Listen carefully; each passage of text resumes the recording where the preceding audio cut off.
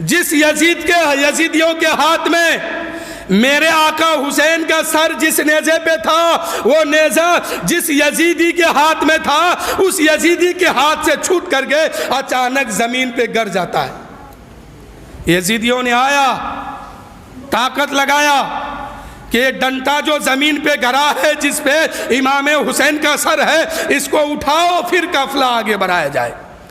ایک آیا، دو آیا، تمام کے تمام یزیدی آیا، لیکن امام حسین کا سر جس نیزے پہ ٹنگا تھا، وہ نیزہ جب زمین پہ گرا، یزیدیوں میں کسی کی طاقت نہیں ہے کہ اس نیزے کو اٹھا دے، اس نیزے کو ہلا دے، اس نیزے کو اکھاڑ کے آگے بڑھے۔ کسی کے اندر ہمت نہیں، کسی کے اندر طاقت نہیں کہ اس کو اوپر اٹھا کے لے کے آگے بڑھا جائے۔ لوگوں نے فیصلہ کیا چلو امام زین العابدین کے پاس، ان سے جا کے کہتے ہیں، وہ اپنے بابا سے کہیں گے آگے بڑھنے تو یقیناً یہ نیزہ بڑھنے لگے گا۔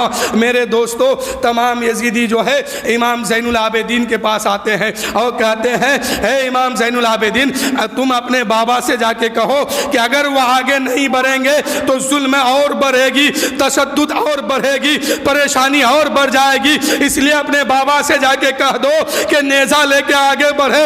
امام زین العابدین جو ہے کہا کہ اے ظالموں، میرے ہاتھ پیر کو کھول دو، بابا کے پاس جانے دو۔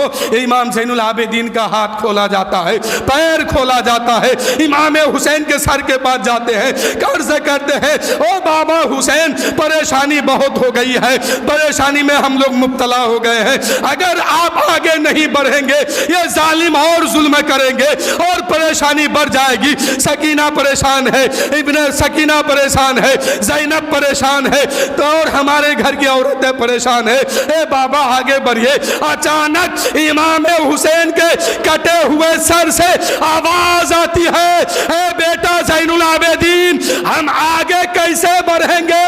ہم آگے اس وقت تک نہیں بڑھ سکتے ہیں، اس لیے کہ یزیدیوں نے، ان ظالموں نے میری بیٹی سکینہ کو درے مار مار کر کے اونٹ کے پیٹھ سے کہیں نیچے پھینک دیا ہے۔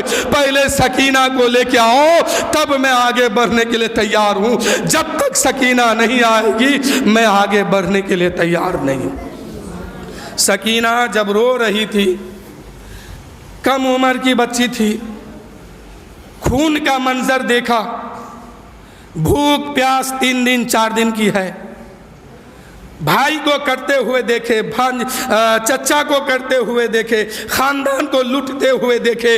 حضرت سکینہ کے کان میں جو بالی تھی یزیدیوں نے اس کو بھی چھین لیا تھا۔ حضرت سکینہ زارو قطار رو رہی تھی۔ اونٹ کے سب سے پچھلے حصے کے اونٹ کے پیٹھ پر حضرت سکینہ کو باندھا گیا تھا۔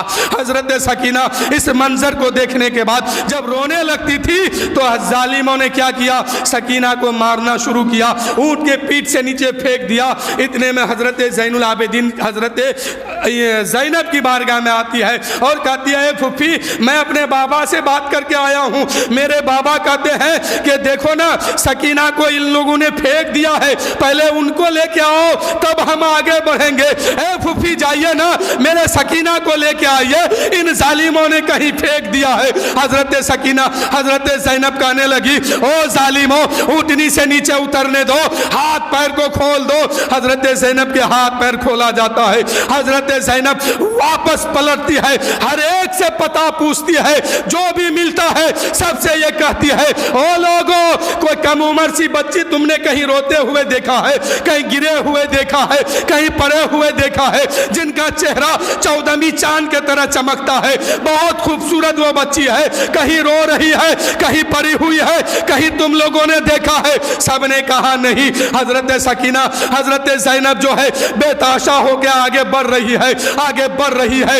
اتنے میں کیا دیکھتی ہے، ایک خاتون نقاب کے اندر، ایک خاتون برقعے کے اندر آ رہی ہے، ملاقات ہو جاتی ہے۔ حضرت زینب کہنے لگی، او بوڑھی ماں، یہ بتا تم ادھر سے آ رہی ہو، کسی بچے کو تم نے روتے ہوئے دیکھا ہے؟ اس کا چہرہ 14ویں چاند کے طرح چمکتا ہے، کم عمر کی بچی ہے، وہ رو رہی ہے، تم نے کہیں روتے ہوئے دیکھا ہے، کہیں پڑے ہوئے دیکھا ہے؟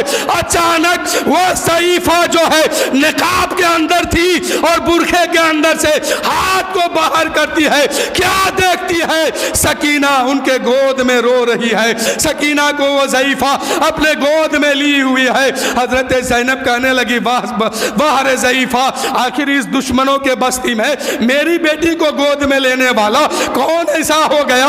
میری بیٹی کو آپ گود میں کیسے لے لیے؟ یا تو ذرہ ذرہ خون کا پیاسا ہے، ذرہ ذرہ دشمن ہے، اور تم میری بیٹی کو گود میں لیا، آخر تم کون ہو؟ اپنے چہرے سے نقاب کو اٹھاؤ۔